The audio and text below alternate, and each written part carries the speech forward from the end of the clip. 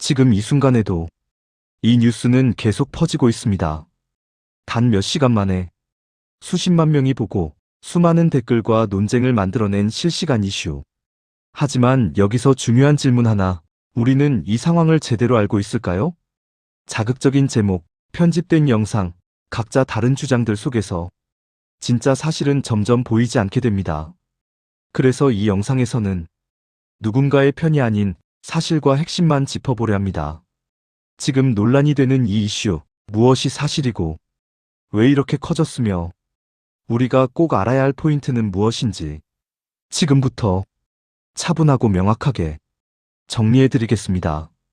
끝까지 보시면 이 이슈를 바라보는 시선이 분명히 달라질 겁니다. 여러분, 이 뉴스 정말 사실일까요? 하루에도 수십 개씩 쏟아지는 뉴스, 그 중에는 의도적으로 조작된 가짜뉴스가 섞여 있습니다. 문제는 이 가짜뉴스 하나가 사람의 인생을 망치고 사회 전체를 혼란에 빠뜨릴 수 있다는 점입니다.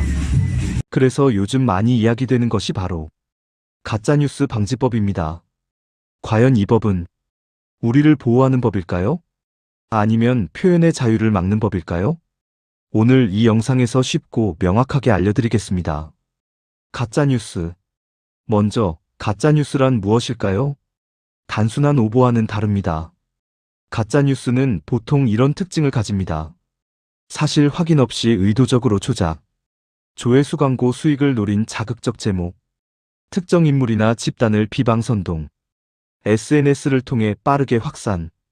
예를 들어, 유명인이 범죄에 연루됐다. 하지만 실제로는 전혀 사실이 아닌 경우, 이런 뉴스가 퍼지면 당사자는 돌이킬 수 없는 피해를 입게 됩니다. 왜 가짜뉴스 방지법이 필요할까? 가짜뉴스의 피해는 생각보다 큽니다.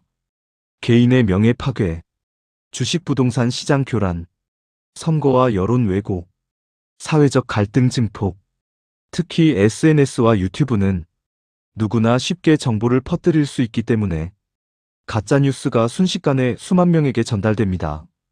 그래서 많은 나라에서 가짜뉴스를 규제하는 법을 논의하고 있습니다.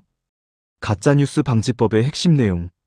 일반적으로 논의되는 가짜뉴스 방지법에는 다음과 같은 내용이 포함됩니다. 1. 허위 정보의 명확한 기준 설정.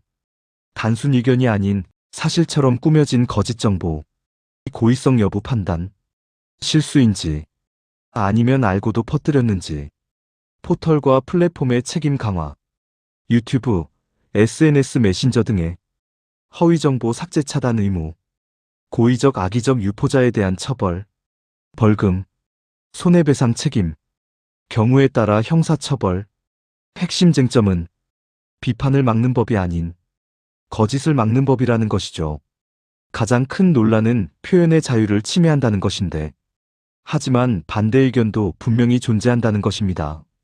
정부가 마음대로 가짜뉴스를 판단하고 규제를 한다면, 정권 비판도 가짜뉴스로 판단하게 되면 표현의 자유가 위축되지 않을까 하는 이 우려는 절대 가볍지 않다고 생각됩니다.